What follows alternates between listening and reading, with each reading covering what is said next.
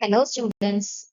In this class, we shall discuss about the topic digestion and absorption of carbohydrates.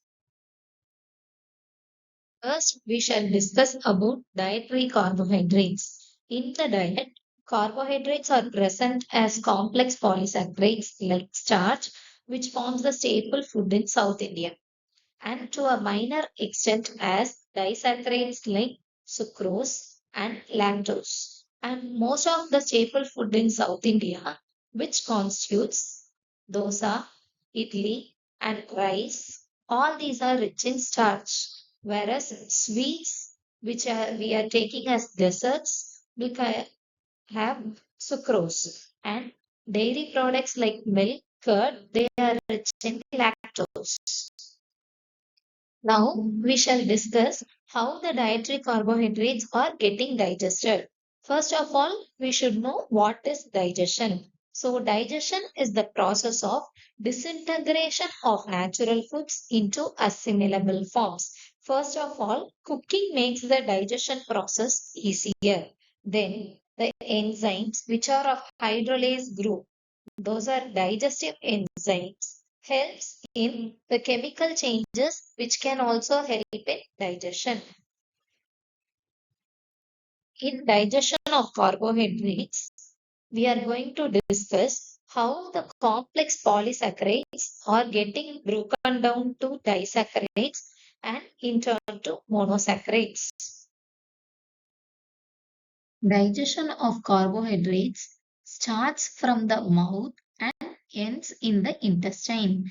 We'll discuss what are the processes happening in between. The process of digestion starts in the mouth by the salivary alpha amylase. However, the time available for digestion in the mouth is limited. And in stomach, we are not having any enzymes for digesting carbohydrates. And also, the gastric hydrochloric acid will inhibit the action of salivary alpha amylase. In the pancreatic juice, another alpha amylase called as pancreatic alpha amylase is available. And in intestine, especially in the brush border cells of the intestine, it contains enzymes like dextrinase, maltase, isomaltase, sucrase, and lactase. First, digestion in the mouth. So, digestion of carbohydrates begins in the mouth. Saliva contains salivary amylase, which is the enzyme secreted by salivary glands. As the food remains in the mouth only for a few minutes or seconds, the digestion of starch cannot be completed in the mouth. Digestion in stomach. There is no carbohydrate digestive enzyme in the gastric juice. And also, hydrochloric acid in the gastric juice will inhibit the salivary amylase enzyme. Digestion in pancreas. Bicarbonate, which is an alkali present in the pancreatic secretion, neutralizes the acidity of the gastric contents when it reaches the duodenum. Pancreatic juice contains alpha amylase. Before discussing this slide, we should understand a basic fact that humans have enzymes that can cleave only alpha glycosidic linkages, like alpha glycosidic linkages in starch, that is amylose and amylopectin, and glycogen. Humans cannot cleave beta glycosidic linkages, which is present in cellulose. So, cellulose cannot be digested by humans. And we need to understand about two types of bonds, that is alpha 1,4 glycosidic linkage and alpha 1,6 glycosidic linkage. This alpha 1,4 bond is nothing but these are glycosidic linkages which are producing linear chain of glucose. There is no branching here. All these orange, they form linear chain. Whereas alpha 1,6 bond, it forms a branch point. The pancreatic alpha amylase, it hydrolyzes only alpha 1,4 glycosidic linkages randomly and breaks the starch or glycogen molecule to produce dextrin, oligosaccharide, and maltotriose, maltose, isomaltose, and trace amounts of glucose. Digestion in intestine. Digestion of carbohydrates is completed in the upper part of jejunum. Intestinal juice secreted by the brush border cells of intestinal epithelial cells contain oligosaccharidases and disaccharidases. So, in the brush border cells of the intestinal cell, we will have disaccharidases like lactase, sucrase, and maltase, and also isomaltase. So, here, with the help of maltase, maltose will get broken down to form glucose plus glucose. With the help of isomaltase, isomaltose will get broken down to form glucose plus glucose. With the help of sucrase, sucrose will get broken down to form glucose plus fructose. With the help of lactase, lactose will get broken down to form glucose plus galactose. Now we shall discuss about an important clinical application of digestion of carbohydrates, a condition called lactose intolerance. Lactose intolerance can be primary or congenital and secondary or acquired. Primary can or congenital can occur in newborns, whereas secondary or acquired can occur in adults. Enzyme deficient or absent is lactase or beta galactosidase, and preterm babies used to manifest earlier. Clinical symptoms of this condition includes abdominal cramps, abdominal bloating, flatulence, diarrhea, erythema in perianal skin, and failure to thrive. Why these clinical symptoms? What is the biochemical basis of this clinical symptom? That is because in small intestine, lactose is getting broken down to glucose and galactose with the help of enzyme lactase. If this lactase or beta galactosidase is deficient, what will happen? The lactose from the small intestine will get accumulated and it will get diverted to large intestine. In large intestine, lactose will get converted to lactic acid, acetic acid, hydrogen, and carbon dioxide. And this lactose will draw more water inside. So, this is responsible for this clinical symptoms.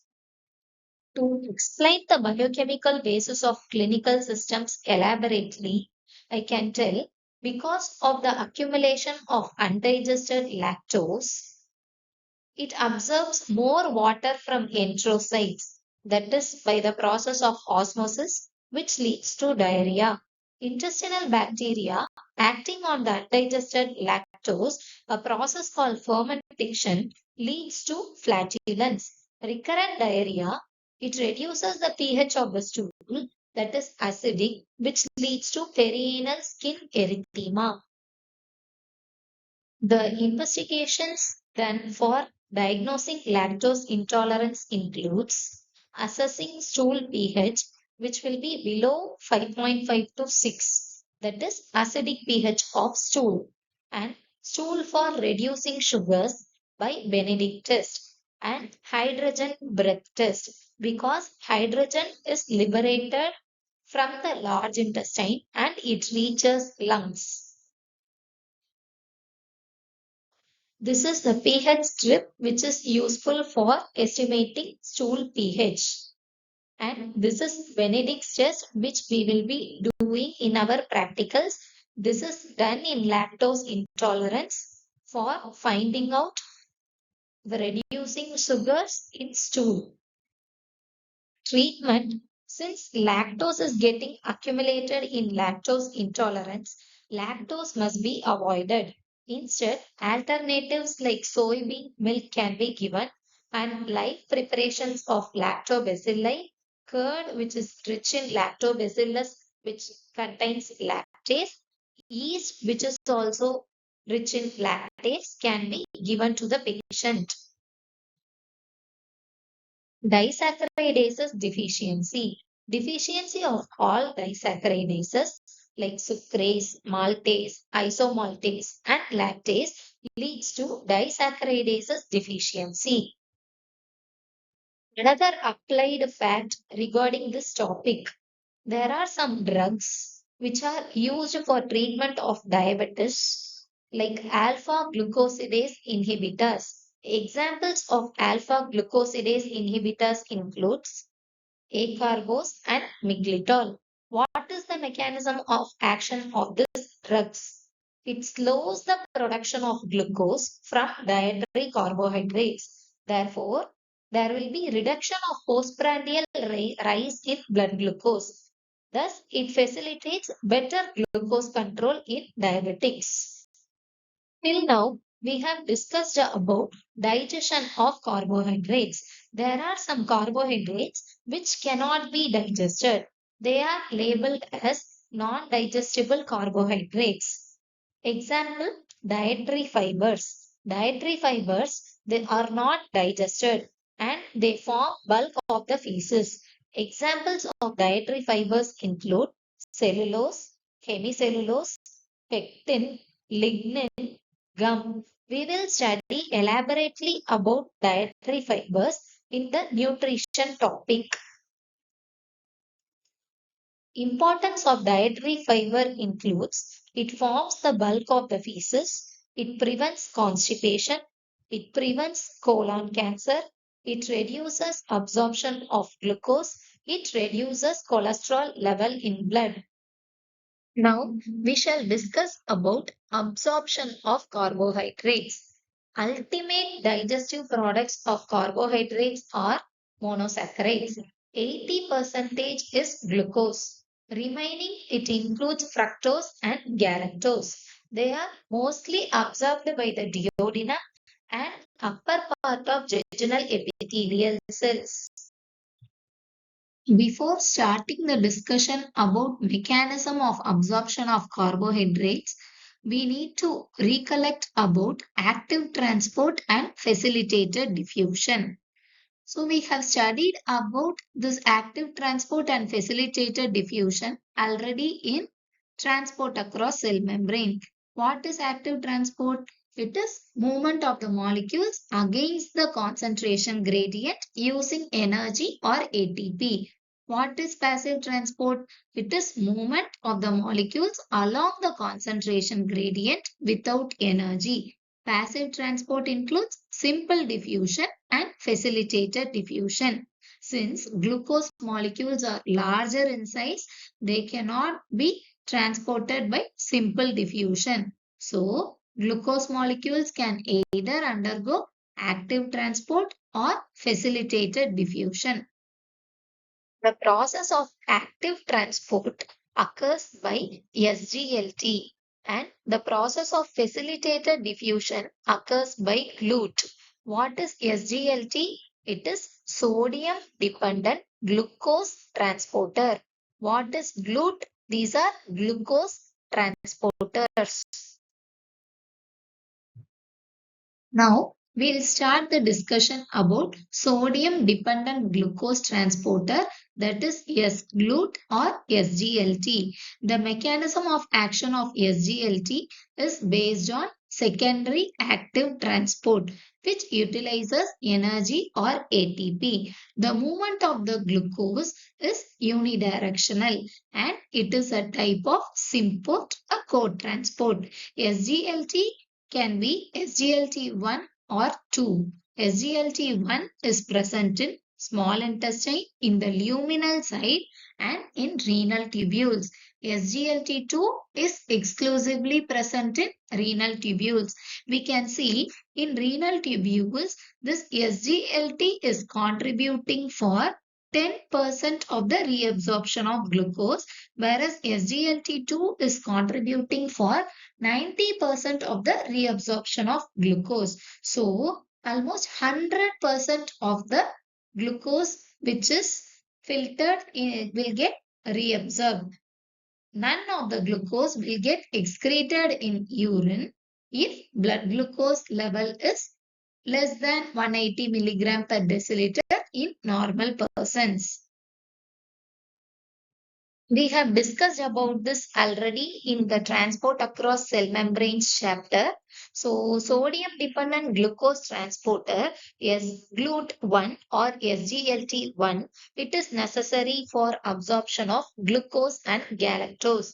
Here, glucose is transported from the lumen of the intestine across the membrane of the epithelial cells by co-transport or symport mechanism. Along with glucose, sodium is also transported, but sodium is pumped out of the enterocytes by sodium pump, that is sodium potassium ATPase pump, utilizing energy or ATP. The same which we have discussed is given in this diagram.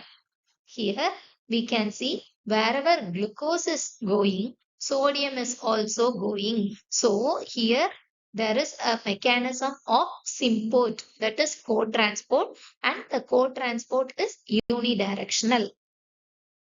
And we have already studied this is the principle of ORS, that is oral rehydration solution used in treatment of diarrhea. We will see another application of sodium dependent glucose transporter 1, that is SGLT1. We know SGLT1 is expressed both in the renal tubules and luminal side of the small intestine. So keeping that fact in mind, we will see the applied aspect. So intestinal glucose galactose malabsorption, in that what is the basic biochemical basis is there is mutation in the gene that encodes this SGLT1, which can lead to reduced or absent glucose and galactose reabsorption in small intestine and reduced glucose reabsorption in renal tubules. Thus, it leads to severe diarrhea and mild glycosuria. Treatment is to avoid glucose, galactose, and lactose. It is lactose, it contains glucose and galactose. So, the patient should avoid glucose, galactose, and lactose in the diet. An applied aspect about SGLT2. We know SGLT2 is expressed only in the renal tubules. So, it is responsible for a condition called renal glycosuria. That means, usually, if a patient is having normal blood glucose, none of the glucose will get excreted in the urine. 100% will get reabsorbed. But in this case of renal glycosuria, there will be isolated glucosuria, isolated excretion of glucose in urine, whereas the blood glucose concentration will be normal. This is because mutation in the gene that encodes SGLT2 in the proximal renal tubule can lead to reduced or absent glucose reabsorption, which leads to higher urinary glucose excretion, that is glucosuria.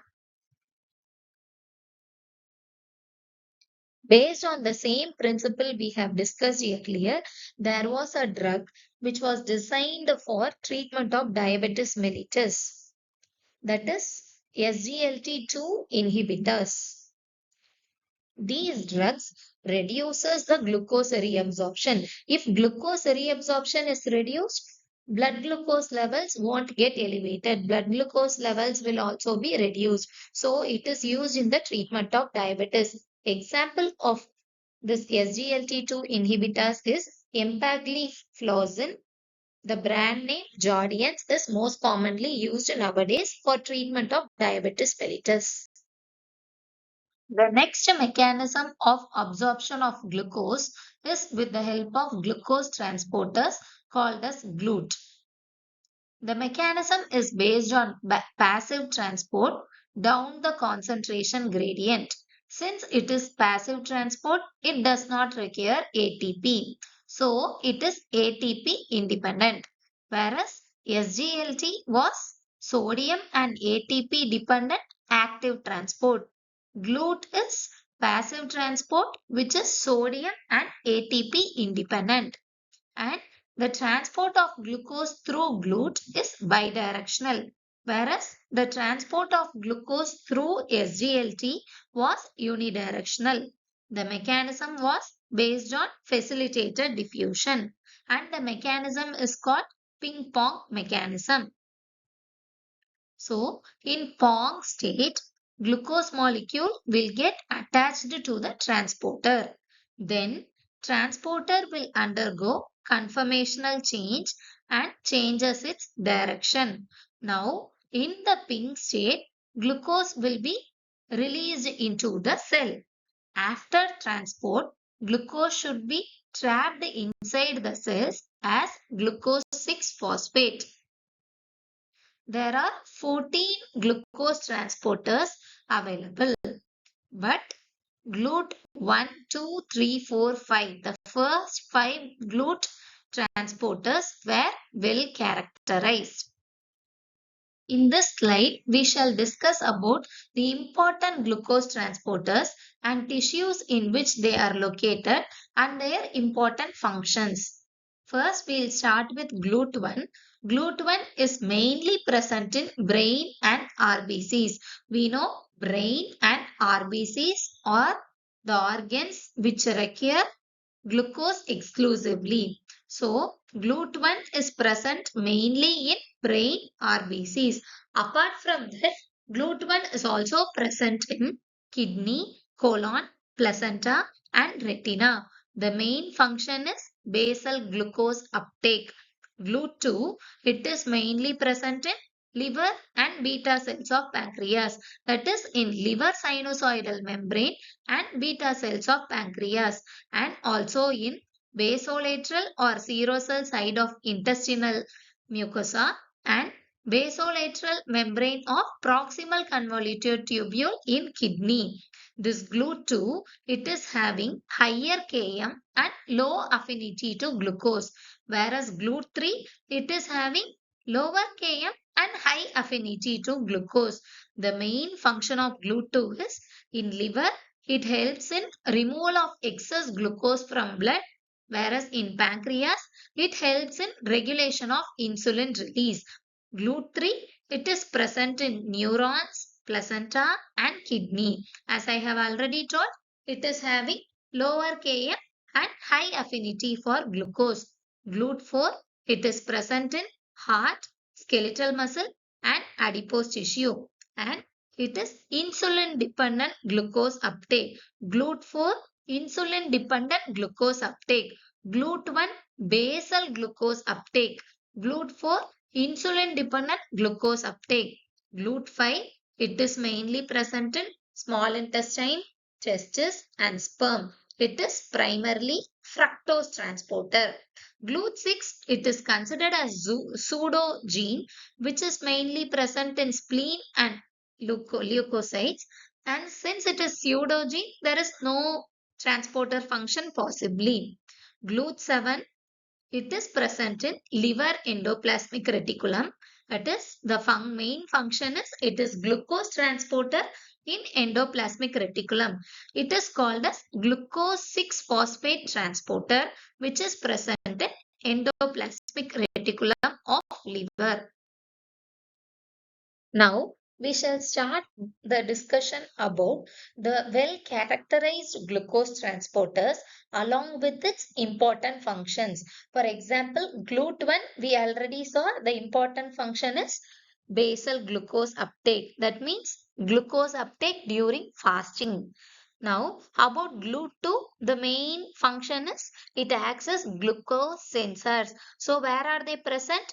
They are present in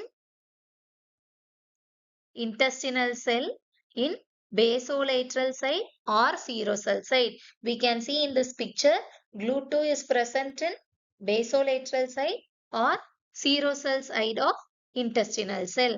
So, you can also see here in the same intestinal cell or enterocyte, in luminal side, we are having SGLT2, that is sodium dependent glucose transporter 2 is present in luminal side. So, after ingestion of glucose, what will happen? Glucose from the intestinal lumen will get absorbed into the enterocyte with the help of this SGLT2. Then, after entering the enterocyte, with the help of GLUT2, it will enter bloodstream. Then in beta cells of pancreas. So what is the main function of beta cells of pancreas? What it will produce? It will secrete insulin. So here we already know GLUT2 is having higher Km and low affinity for glucose. Low affinity for glucose means it is not having much affinity with glucose. So only when the blood glucose level is high, it will be sensed by beta cells of pancreas. So beta cells of pancreas will sense only blood glucose level is high. Then only insulin will be released from beta cells of pancreas. Thus, it helps in monitoring of glucose level and to adjust the rate of insulin secretion. Then, GLUT2 is also present in another organ, that is liver.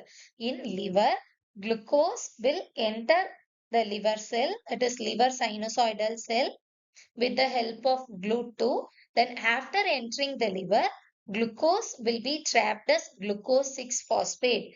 Then it will get converted to glycogen. The process of conversion of glucose 6 phosphate to glycogen, it is called glycogen synthesis or glycogenesis. So the main action of GLUT2, when it is happening during fed state, whereas GLUT1, it is acting during fasting state. So next about GLUT3. GLUT3 is responsible for insulin independent glucose uptake during fasting, whereas GLUT4, it is responsible for insulin dependent glucose uptake. So when is insulin produced? It is insulin dependent. When is insulin produced? Insulin is produced during well-fed state. So where is GLUT4 present?